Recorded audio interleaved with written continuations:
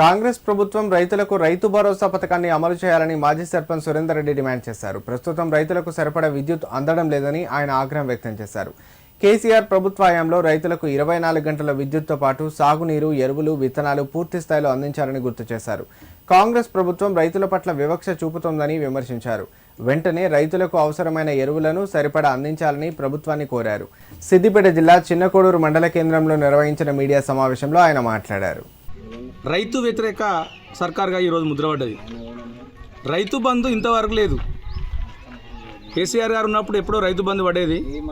ఈరోజు వరకు కూడా రైతు ఖాతాల్లో రైతు బంధు లేదు. ముఖ్యంగా కేసీఆర్ గారు సీఎం అయిన తర్వాత 24 గంటల కరెంట్ ఇచ్చిండు. Any time 3 face. ఇలా సింగిల్ ఫేసే 24 అవర్స్ కూడా 12 అవర్స్ కూడా వస్తలేదు. అసలు బాయిల దగ్గర స్వయాన నేను ఒక రైతు కుటుంబంలో పుట్టిన 12 గంటల కరెంటు కూడా, నాణ్యమైన కరెంటు కూడా ఇస్తలేడు. కేసీఆర్ గారు 24 గంటల కరెంట్ ఇచ్చిండు. ఈ కరెంటు విషయంలో కానీ, రైతుల విషయంలో కానీ, రైతు రుణమాఫీ కూడా పూర్తి స్థాయిలో చేయలే. ఏదో తూతూ మంత్రంగా కొంతమంది చేసిండు. చాలా వరకు కూడా పెండింగ్లో ఉన్నాయి. అసలు వ్యవసాయ శాఖ మంత్రి ఏం చేస్తుండో అర్థమవుతలేదు. ఇప్పటికైనా రైతులకు ఇట్లా 24 అవర్స్ కరెంట్ ఇవ్వకపోతే మరో కరెంటు ఉద్యమం, రైతాంగ ఉద్యమం మళ్ళీ ప్రారంభమవుతుందని నేను ఈ విధంగా హెచ్చరిస్తున్నాను.